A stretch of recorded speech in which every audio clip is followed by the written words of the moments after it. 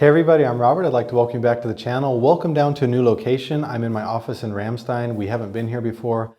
I was working late and I thought that I would step in, maybe take a little break, have a small glass of tequila, and talk to you about something that I owe you, and that is, what should my first track car be? Should I go big? Should I stay small? What do I do to become the best driver I can using my time and resources? That's something we're going to talk about. If you don't want to hear the BS that's about to come, timestamps are below.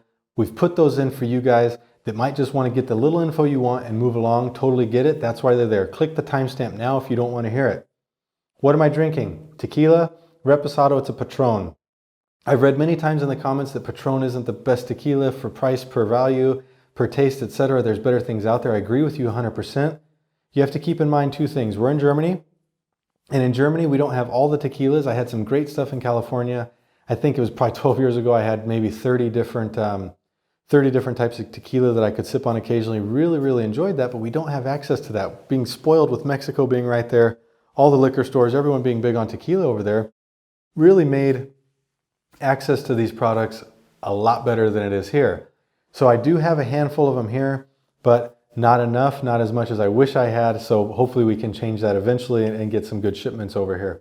But one of the things that actually has come up has been about tequilas or cocktails or things like that. One of the guys commented and said, I wish you wouldn't do this because it distracts from the video. Well, I usually talk about it for a second at the beginning and I set it down on the table and we don't talk about it again. So if you're distracted by this right here, you might be an alcoholic, I don't know.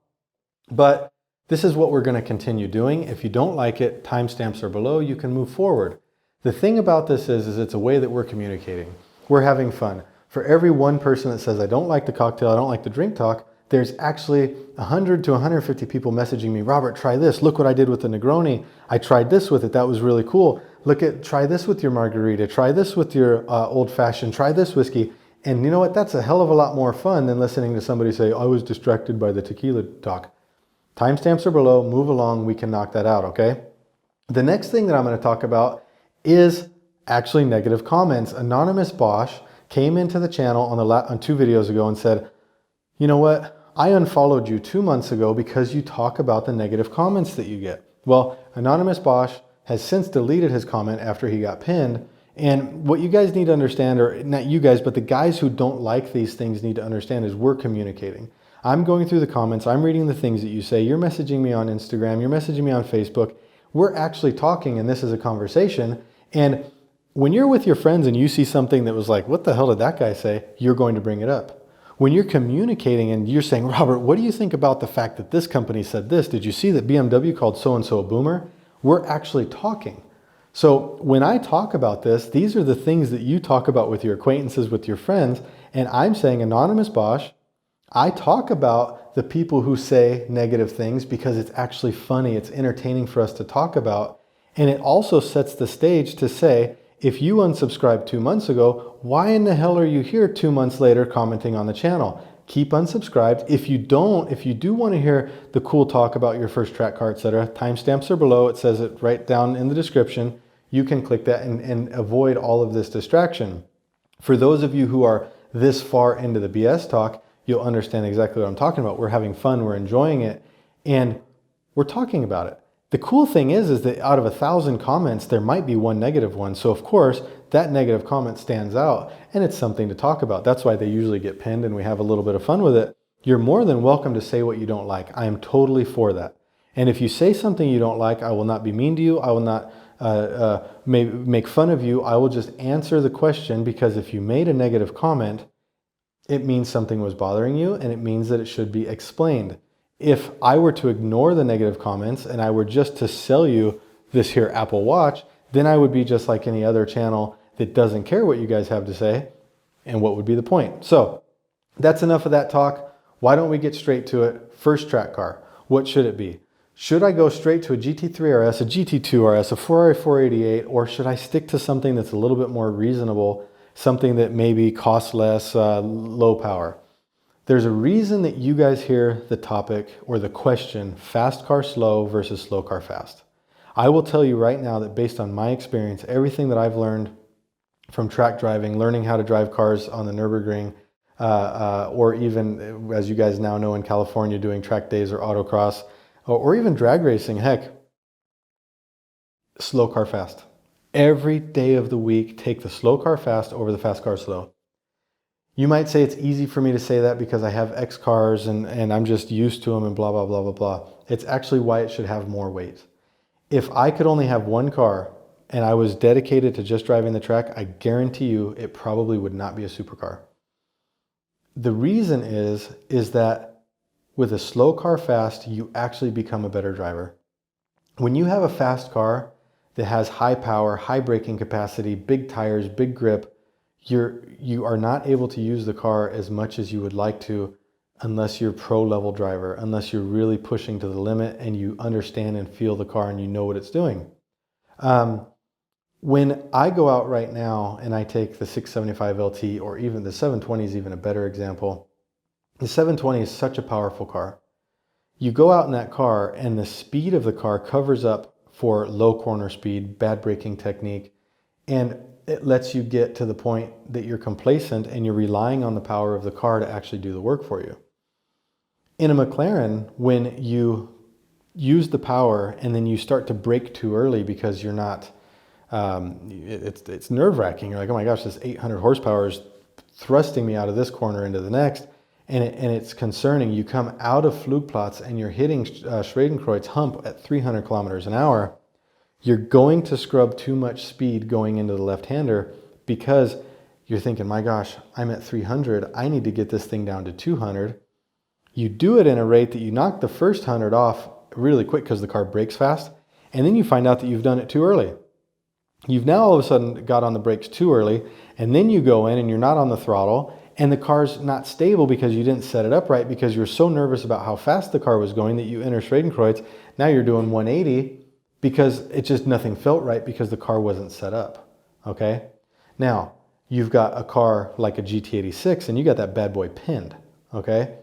You floor it out of Flugplatz, you keep it pinned all the way up over the crest, and all you do is a light lift of the throttle and you turn in and the thing sticks and you go around the turn. You don't need a ton of braking. You're not scrubbing 100 kilometers an hour. Max, you're scrubbing 35, 40 kilometers an hour and you're able to make it around the turn. It is a lot easier to scrub 35 or 40 kilometers an hour while you're learning than it is to scrub 100 kilometers an hour as you enter a turn. So what happens with the GT86 is you scrub that light amount of speed and you take the turn and you can feel what the car's doing and you're learning how to actually drive a car. With a car like the McLaren, all it takes is just, I'm going to send it. I just have to do it. And that's how you end up crashing. That's how you end up having problems. And more importantly, worse off, maybe you never crash, but you develop bad habits by doing that. I've been out with people who have supercars that have driven hundreds of laps and their technique is sometimes shit. It's absolute shit. And the reason is because we get complacent driving these cars. We get used to the power. We're in the braking zone scrubbing. Oh, that was too much. I'm going to let off the brake. I'm going to roll some more. I'm going to scrub some more. And then the worst thing that happens is you get to the turn point and the car's not set up. So we spoke earlier about trail braking in a recent video, and I explained that you need to get in the corner into the turn and your front end needs to be loaded and you need to turn the car in and you need to use the entire grip of your front tires to make that turn. You need to utilize the traction circle to its fullest. Well, if you scrubbed off too much speed and then you let off the throttle and then you turn in, you've done the exact opposite of trail braking. You've gone into a turn completely unloaded and now you're entering the turn at maybe 70% the speed that you should, but you're still understeering. And you're like, oh my gosh, I'm at the limit of this car. It understeered. No, you had too much power, you broke too early, and you didn't get to understand the fundamental aspect of how that car needs to be set up to turn in. And I can just about guarantee you, if you were in the slow car, if you were in the GT86, if you were in, I don't know, Polo GTI or something like that, you would have had to send it, because if you didn't, you would have scrubbed too much speed and you would have learned on corner exit, my gosh, I'm not moving, I have this thing floored, I'm not going anywhere. And the next time you would have taken it deeper and deeper and deeper and been faster. With the McLaren, you're going to understeer and then you're going to come out of the turn and full throttle and you're gone. And you're like, yeah, look at me go. I understeered, I was at the limit of the car going through the turn and then I was full throttle out of the turn. This thing, I'm killing it. You're not learning how to drive. So for me, if I could go back, if I could do it all over again, I would hands down start with a car in the 200 horsepower range and I would drive the hell out of it. I would have 1,000 laps under my belt before I even stepped into something faster. That's hindsight. We said it before, hindsight is 20/20. For those guys that don't understand that, it means hindsight has 20/20 vision. It doesn't mean that the year 2020 is hindsight. It has nothing to do with the year 2020. I got a lot of comments on that. Hindsight is always 20/20. It's crystal clear. And I would go to a low-powered car, maybe not 1,000 laps, I might be being dramatic, but this today still, when I'm feeling like I'm getting lazy because I'm driving the fast cars in TF and I can cruise around the corner and then go full throttle and pass whatever I need to, I get in the Polo GTI and I do 10 laps to correct that. I get into the GT86 and I do 10 laps to correct that. If I can say that I still step out of a supercar to get into one of these entry-level cars just to make sure that I'm where I should be as a driver because I start to actually lose it in these faster, more capable cars, I think that should say enough to you guys that for the first year, skip the big car. If you're one of those guys that has an E36, not necessarily talking an M3, but one of the, a normal 3 Series, if you're one of the guys that's driving a Suzuki Swift, if you've got anything of Polo GTI, GT86, if you're in any of these categories, you should be damn happy with that car, and you should know that you're actually probably driving harder, better, and faster than the guys that are passing you in the big cars. A lot of the guys in the big cars are relying on the power. They're relying on that speed, and if they got in a situation, they get into a mess. Take those cars, drive them in the dry, drive them in the wet, drive them in the snow, learn everything you can about it. Cheap parts, cheap to repair, cheap tires, cheap brakes, and tons of fun. I firmly believe that I have more fun in the slow cars than I do in the supercars. Like I say, you might say, oh, you can say that because you have all the cars. No, I say it because I genuinely believe it. I think that I would, if I could only have one, I would probably have something like the GT86 because it is just absolute fun for me as a driver. It keeps my skills honed. It keeps me on the top of my game. So that's a little bit of insight into what I think you guys should do. If you're asking me about your first car, have patience. If you have the money today to buy one of these big cars, save it for a year, spend the year learning, buy a used cheap car, sell it after the year you didn't lose any money, and then buy the big car and progress into that. But we need to, when we're doing track driving, we need to build a basis, and that basis is always hidden by the power and the ability of these faster cars. I don't really know too many people that start out with these cars and don't have to struggle and spend probably 2 or 3 more, twice or 3 times the amount of driver time or laps to get to where they need to be versus the guys that started out with the lower powered stuff. The Nürburgring, it's a joke. It's always about the little cars just destroying the big cars. And it's because those little car guys, if they want to go around the track, they had to learn to drive. There's no reason that there's only a 5 or 10 second lap time difference between some 200 horsepower car and a 500 horsepower car. It all came down to driver skill. And I think that if you guys truly want to be the fast guys, you need to get out on these lower power cars, push them, learn how to turn them, learn where the braking zone really begins, learn where the limit of the tire is. And you can do that so much more easily. It's so much more accessible with a car that has more sane limits. Put a 720S at its limit and you're going deadly speeds. Put a GT86 at its limit and you're actually still within reason.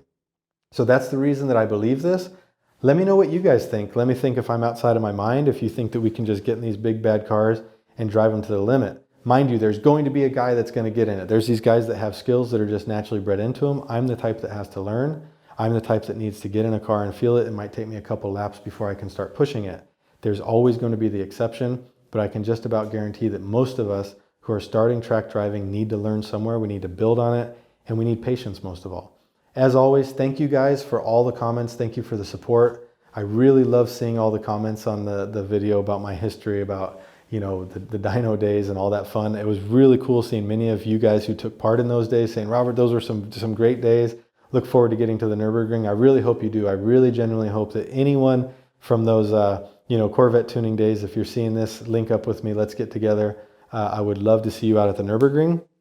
But yeah, let's keep this channel going. Make sure comment below any questions you have, any ideas that you have, and I'll get to them. We're going to do a 3-question blitz tomorrow. I'm really looking forward to that. And in that 3-question blitz tomorrow, I am going to talk to you about Tier 1 media, and we're going to make an idea for Tier 1 media logos. I want you guys to send me ideas for Tier 1 media logos. You know you're Tier 1. We damn well know I'm Tier 1. We're influencing. We're selling Apple Watches. We're doing all of it. So thank you guys for everything. I really appreciate it. Anything that you guys have for me, let's chat about it and we'll go from there. You guys have a great evening and we'll catch you later.